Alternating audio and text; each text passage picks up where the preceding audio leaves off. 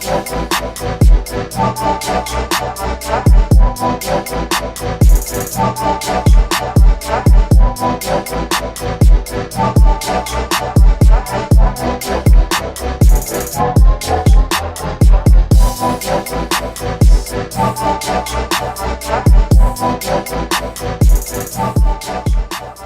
everyone.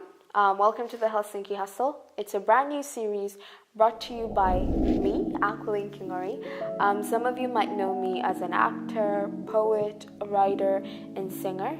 But for this specific episode, I'd just like to help people hustle and bustle their way in one of Europe's most expensive cities, and that is Helsinki. For this specific episode, we are going to be traveling to Tallinn, Estonia. And I know, why would we travel to Tallinn, Estonia if this is the Helsinki Hustle? Well, for two reasons. Reason one, majority of tourists, when they come to Helsinki, Finland, they usually take a day trip to Tallinn, Estonia.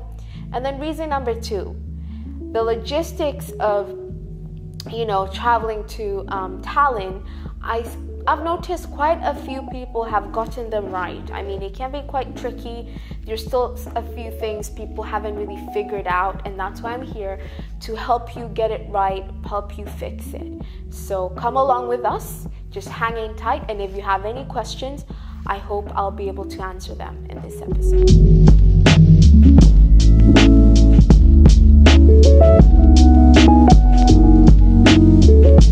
So the first part is, of course, booking a ticket. Now, before you book your ticket, you first have to decide exactly what company you would like. There is Viking, Tallinn, and Acquelline, I believe.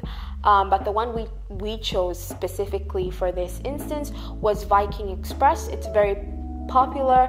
The tickets were actually on sale, and if you're one of those lucky people that have those discount pamphlets as well, take advantage of that as well. But yeah, there really isn't any big difference. I think it all comes down to which line has cheaper fares, which line you would prefer. If you've been going with that line specifically and it has a good reputation, go by that. But for me, I don't really have any bias. I don't have any really favorites. I just chose Viking because the tickets were cheap.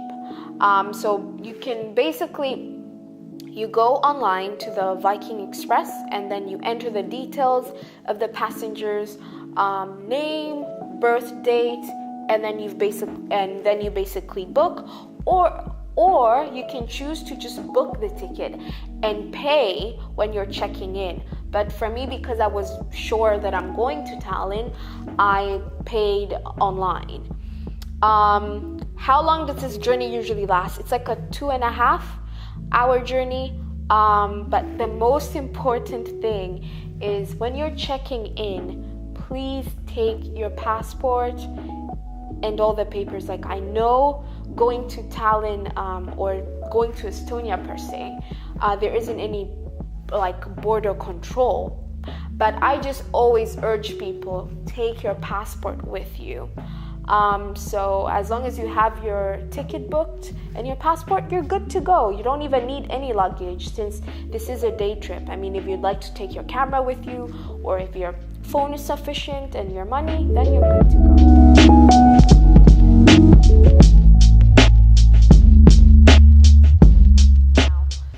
This part is the check-in, which this is where a lot of people have a bit of trouble.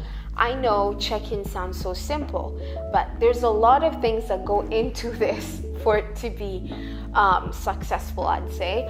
First of all, one thing to keep in mind is you have to be there on time. And with Viking Line specifically, they've written on the ticket that later you get when you check in that check-in basically closes 20 minutes before boarding. So that means you have to be there, I would give it maybe 45 minutes, because there's usually a big line, people are queuing, people have luggage, and in most cases, the self-check-in really isn't successful because you need to show your ID. So you need to physically queue, and then they print out your ticket. So it's very, very important that you are on time. I've seen this happen to too many travel bloggers or even just ordinary people, where they're late. They've booked their ticket already. All that is left to do is check in. Well, how to get to the terminal? Usually there are trams there are two terminals. There's one near the harbor, Orthodox Cathedral, and then there's another one, I believe it's called Länsi-Terminal, the terminal at the west. And for both terminals, there are usually trams going there. And it's very easy to check on Google Maps, like where they go and the stops, or it's really easy to ask the drivers, because here people speak English. Finnish people are very fluent in English, so that's also a possibility as well. But if you prefer, there are taxis, but taxis here in Helsinki are quite expensive, but that's another alternative, but I always prefer to take trams. Then when you check in, as long as you have your passport, remember I mentioned that, and then they'll basically print out your ticket, which you get, and that's it. You're good to go. So you basically go upstairs to board, and then you show this, it's scanned, and then you can go through. That's it. Nothing else.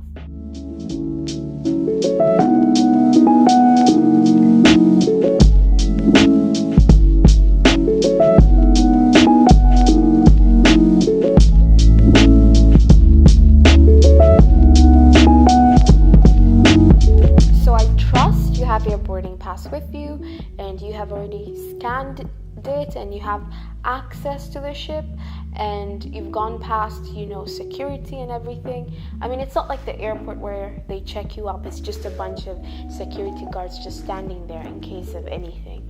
But if that's all good, then we can move forward, which is the boarding. Now, boarding, this is where it can get a little bit tricky, because usually there are a lot of people, especially if it's like peak season, like let's say ski break, because we were also traveling around that time, ski break, and there was a lot of families, a lot of people who were taking a whole week away to Tallinn, and it can get quite crowded. So the best solution is always try to get ahead of the crowd, and this is why it's always best that you arrive earlier, because you can already have access. Because when you stand at the very front, you're going to be one of the first people to board the ship, and then you can easily get through. You can easily go to the stores when they do open. You can easily find places to sit at the lounge. So I usually suggest to people, always the early bird catches the worm, so it's always great to be early. And there isn't really anything much to it, but if you have, like, let's say a pram, a wheelchair, of course then there are people there to help you. There are lifts as well, so it's pram friendly, it's wheelchair friendly as well, and there are always people around. The staff are always there to help you. As far as if anything arises, there's always someone there to help you, so no worries. And again, people speak English, so if you don't speak any Finnish or any Estonian, that's not a problem.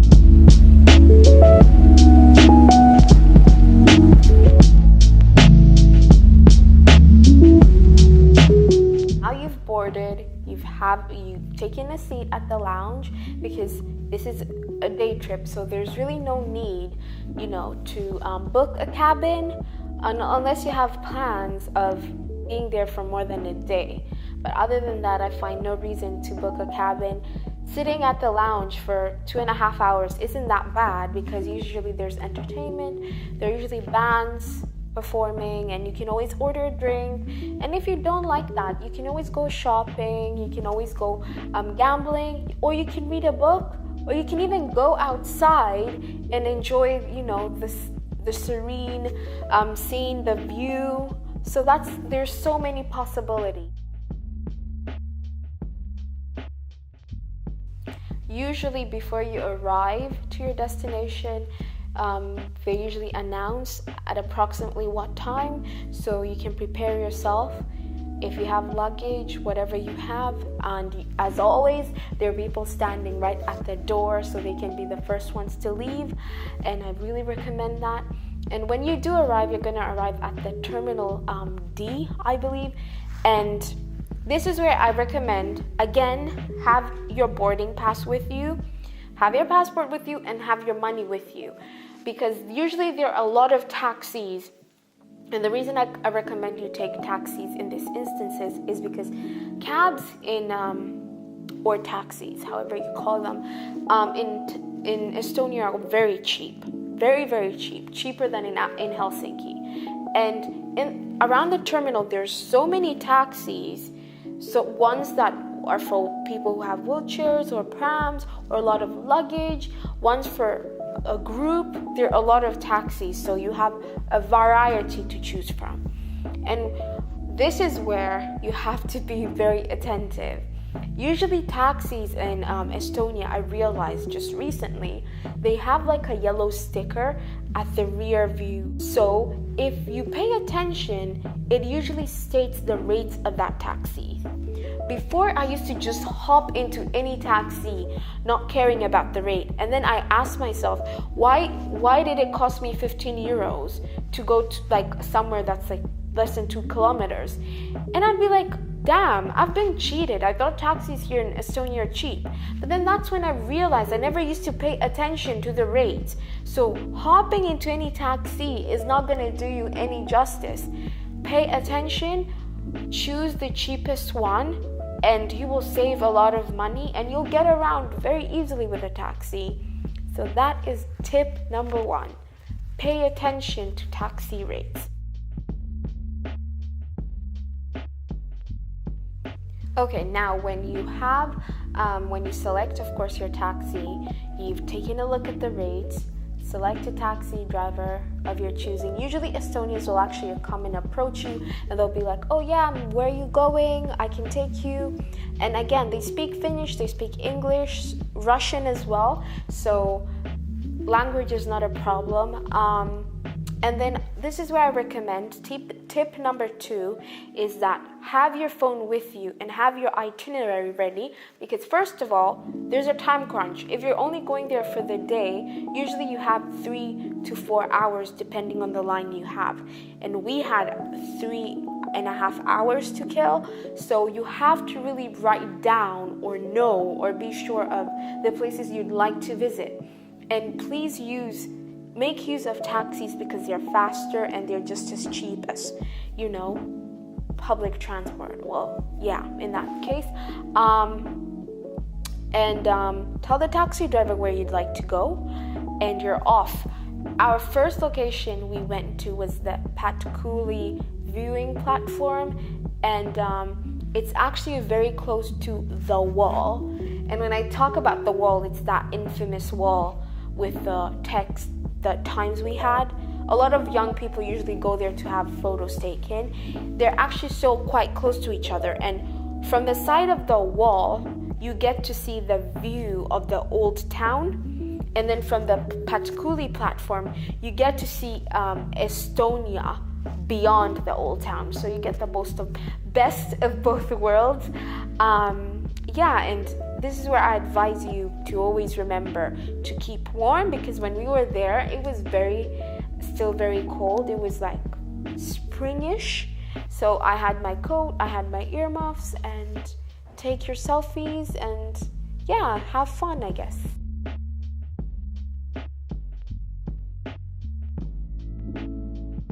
Okay.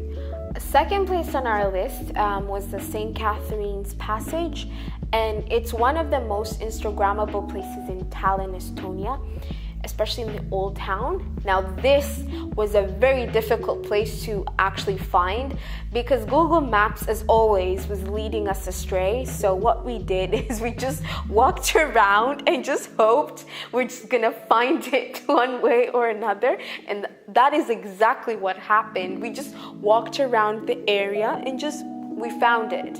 And of course, we took our pictures, we created our content, and that's tip number 2. Be sure to know exactly where you're going so you don't waste time looking for places that or you don't waste time that you could be spending doing something else. And I kid you not, I was frustrated because I am not the best with directions, but eventually we found it. And it was great. It was beautiful. It's the most perfect place to take pictures.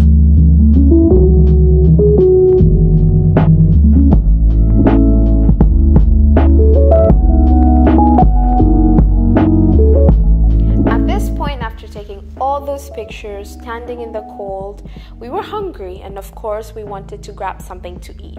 Now, Tallinn, Estonia, specifically the old town, is renowned for its cafe culture. There's so many cafes, and again, things are very cheap. But we really didn't want to go somewhere to a cafe and just grab a pastry, tea or coffee because A, we were really, really hungry, and B, I'm not really a tea or coffee kind of person, and I wanted something more heavier. So we went around the city looking for restaurants.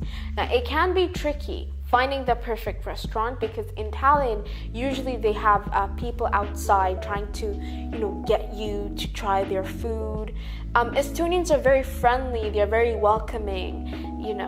They're very outgoing. So it's not unlikely for a person who's working in the restaurant to come and be like, hey, miss, we have a great menu. Would you like to try this and that? It's not unlikely. So that is usually the restaurant culture there. And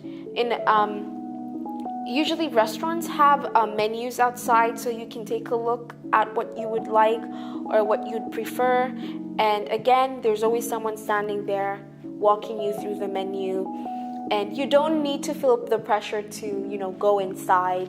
I mean, we took our time because, again, I'm very picky when it comes to where I'm going to eat. I like to get my money's worth. So we settled on this one restaurant. It was like warm, cozy. The guy outside, was very friendly. And when we get inside, it was a great, relaxing vibe. It had great lighting, so if you're looking to take photos or videos as well, it's very content creator friendly. I even asked them whether it's okay to film in there, and they were completely fine with it. But then the problem came when it came to ordering. Now, the servers there, because I have experience in, the food service industry. I know exactly how things go, and I try to approach it as a customer and also someone who's worked in the food service industry. So I'm not too hard on food service workers. I'm like the easiest customer to please. But this specific waitress, it took her such a long time for her to come to our table and take our order. Like at first she came way too quickly. We hadn't even removed our coats. And it was like, can you give us a bit more time to check the menu out? Which, come on. It's very normal to ask. And then I guess she took it in the wrong way and it took her freaking forever. Like I think 15 minutes had passed. And I was really pissed because first of all I was cold and I was hungry. And I just didn't get it. Like, why is it taking her so long? So I had to physically go and tell them, okay, we're ready to order. I'm not one to hold grudges, so I was like, okay, cool, the food came, it was delicious. I ate it, and then when it came to paying as well, it took them freaking forever for that, like, to get our bill. At this point, I was like, there's a little pattern going on. And usually I'm a very enthusiastic tipper. I love to tip people, mainly because I know how hard it is for these waiters and waitresses. Like, I know it's tough. So I'm always enthusiastic to tip someone if the service was great.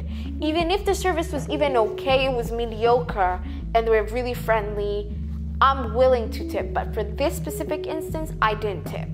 And I know people are curious, what's the tipping culture in Estonia? And I'd say, like, the tipping culture in Estonia is actually the same here in Finland. Like, you're not really expected to tip, but if you do, it's always, like, a great thing. Again, I've worked here around in Helsinki, and when people give you tips, like, it's such a rare thing because people really are not tippers here in the Nordics, and I think in the Baltics as well. People are not really into tipping, so tip whatever you feel like you'd like, or whatever you feel is fair. But I don't think a server would be upset at you if you don't tip, because usually it's not expected, because people don't do it here.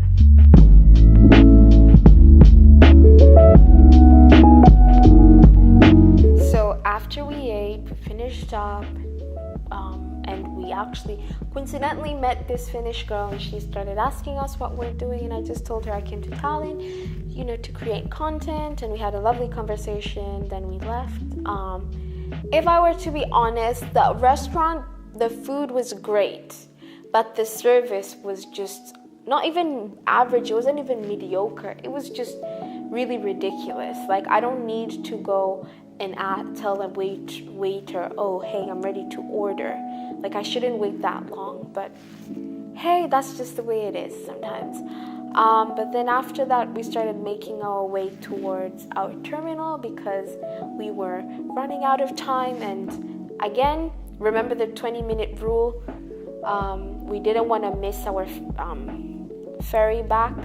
So again, remember how I told you to have your boarding pass with you? Now this is going to be of use again, because you're going to need to scan it again to get access to the ship. And that is exactly what we did. We just walked to the place.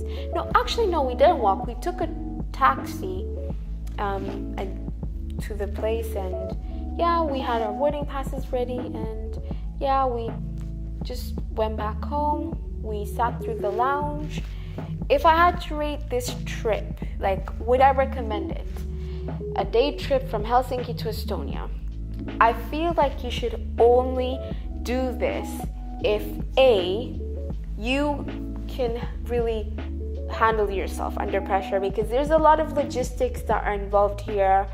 And B, if you have done this multiple times, that okay, I've seen the old town, there isn't much to see anymore.